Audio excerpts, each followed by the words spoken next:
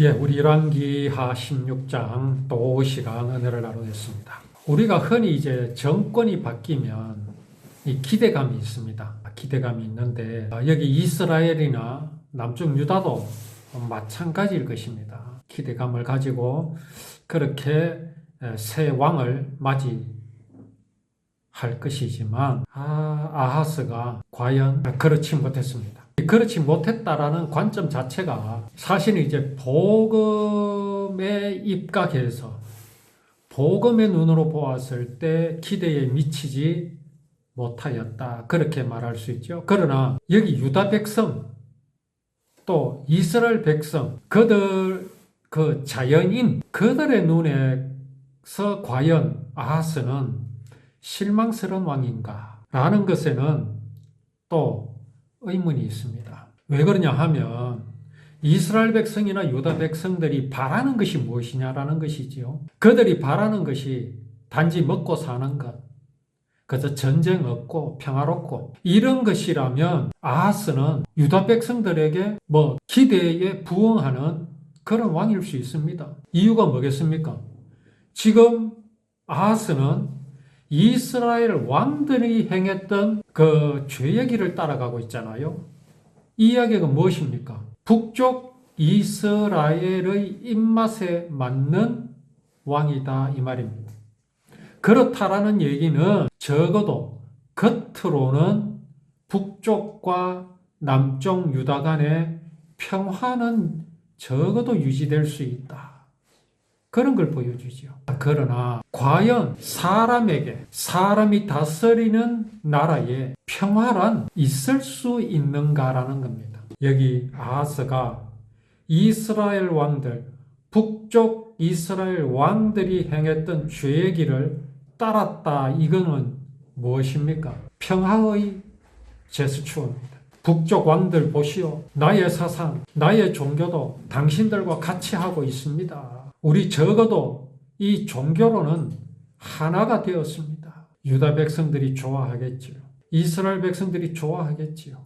그러나 이스라엘이 특별한 이유가 뭡니까? 하나님께서 관심을 가지시는 이유가 뭡니까? 하나님께서 사랑하시기 위하여 창조하신 사람이라는 점에서는요, 다른 이방 나라 사람들과 다를 것이 전혀 없습니다. 그럼에도 불구하고 그들이 특별한 이유는 하나님께서 그 가나안 땅에, 유대 땅에 하나님께서 이루실 메시아를 그리로 통해서 나게 하실 것이기 때문에 하나님은 이 나라 아브라함의 후손을 지켜주는 것입니다. 그렇게 아하스가 북쪽 이스라엘과 같이 하는데 사상을 같이 하고 있습니다. 종교를 같이 하고 있습니다. 이쯤 되면 통일돼야 되죠. 통일을 한다 해도 아무 문제될 것 없습니다. 통일이 가까워졌습니다. 평화 무대입니다. 자, 그런데 이 아하스가 그 북쪽 이스라엘을 따라가는데 어떤 현상이 나타납니까? 자기 아들을요, 불태워서 제물로 바칩니다. 그가 흰놈의 아들 골짜기라고 합니다. 그 장소에서 향을 피웠고 자기 아들까지 불에 태워 제물로 바쳤습니다. 여호와께서 쫓아낸 다른 나라들의 역겨운 죄를 그대로 따라했습니다.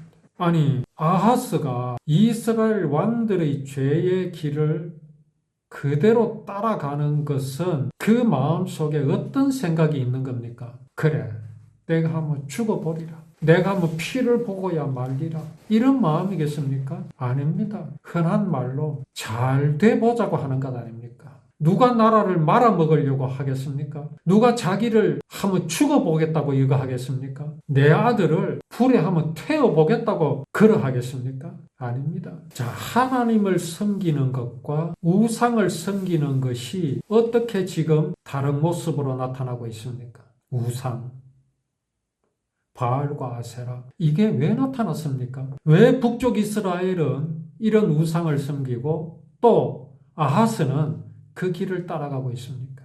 도대체 이스라엘의 율법은 왜 이것을 막지 못하고 있습니까? 하나님의 율법은 왜 이런 아하스가 그의 아들을 불태워 죽이도록까지 그냥 방치하십니까? 원망할 수 있습니까? 원망할 수가 없습니다. 어떻게 해서 이런 일이 나난가요? 이런 일들은요, 지금도 일어나고 있습니다. 자기 몸을요, 불에 던지고, 쇠꼬챙이로 자기 몸을 뚫고, 가죽을 뚫고요. 저 가톨릭 국가 이런 데서는요, 부활절이 되면요, 고난은 휴관이라 그래가지고요, 자신을 십자가에 못 박고 이런 일도 있습니다.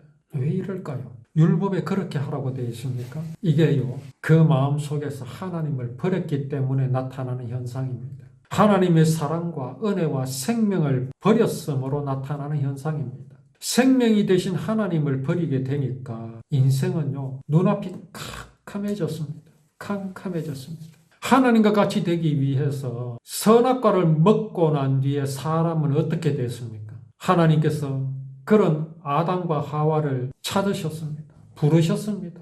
그때 아담과 하와가 뭐라고 말했습니까? 그 전에 무슨 짓을 했습니까? 무화과 나뭇잎을 엮어서 치마를 해 입었습니다. 그럼에도 불구하고 그들은 하나님이 두려워서 숨었습니다. 그들이 한 말이 있습니다. 내가 벌거벗었으므로 두려워하여 숨었나이다. 그 두려움이 어떤 두려움입니까? 극한의 두려움입니다. 죽음을 앞둔 두려움입니다. 그야말로 더 이상 숨을 곳이 없는 두려움입니다. 우리는 어떻습니까? 만약에 내가 말기암이라는 진단을 받으면 어떤 마음이 들겠습니까? 사형 선고를 받게 되면 어떤 마음이 들겠습니까? 그런 두려움입니다. 그런 두려움. 세상 모든 사람은요, 이런 두려움에 빠져 있습니다. 모든 사람은 한 번 나고 죽는 것이 정한 이치입니다. 모든 사람은요, 다 사형 선고를 받고 태어납니다. 태어난 그 순간부터 어디에 가까워집니까? 죽음에 가까워집니다. 이게 사람의 두려움입니다. 우리 야곱을 아시죠? 야곱이 밧단아람으로 왜 도망갔습니까? 형의 분노 때문입니다. 내 저를 반드시 죽이리라.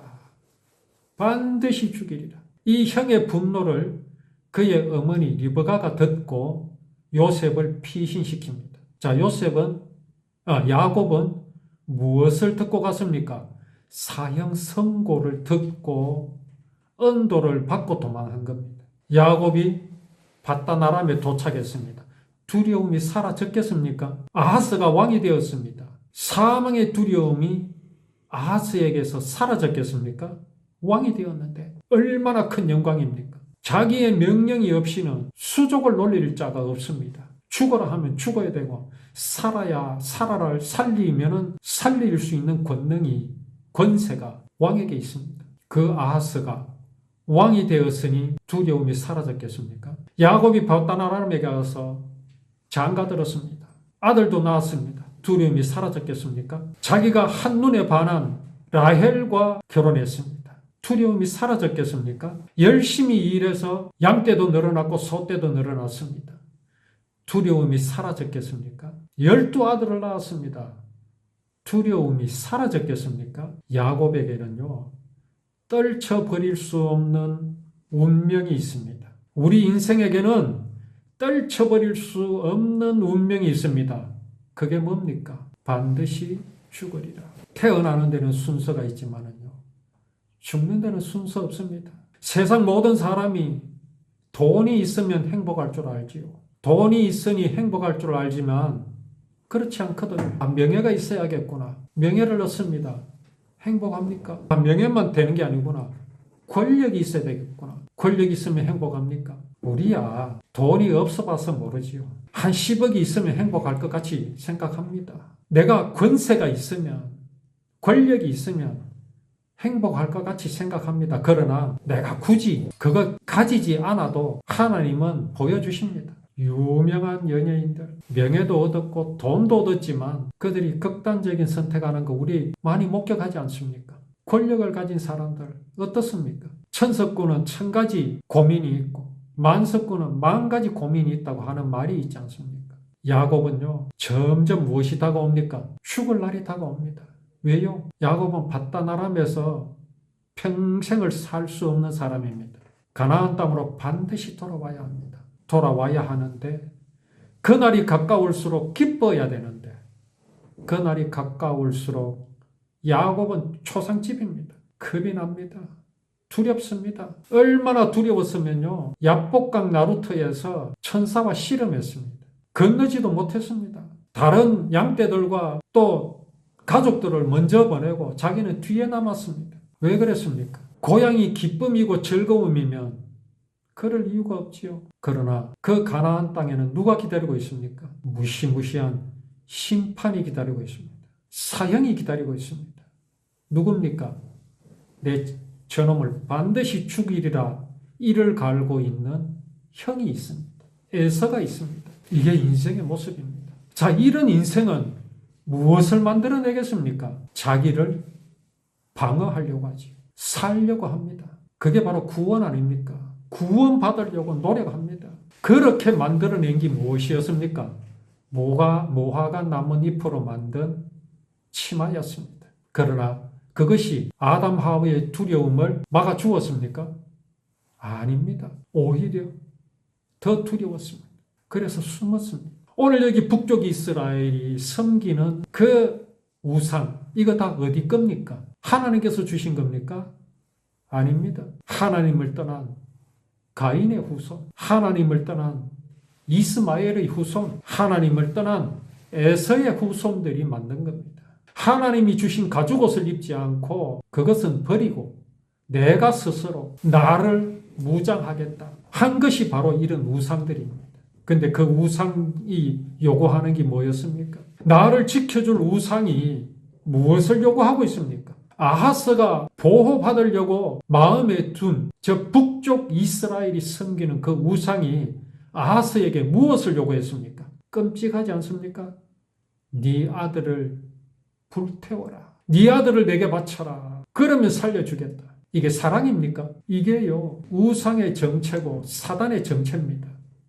사람이 만든 우상, 사람의 신념의 결과입니다. 진실로 우리는요, 이런 사단에게 속지 않고 우상에게 속지 않고 내 자신을 불사르지 않아도 내 자식을 불사르지 않아도 구원받을 수 있는 구원하여 주신 그 사랑, 하나님의 사랑이신 예수 그리스도를 우리가 알았고 영접하게 하여 주신 그 하나님의 사랑을 우리는 잊어버리지 말고 기억하면서 정말 이 구원의 기쁨을 늘 누리고 감사하면서 오히려 가나안 땅으로 돌아갈 그날을 기다리는 우리의 믿음, 우리의 기쁨이 늘 충만한 우리의 삶이 되기를 원합니다.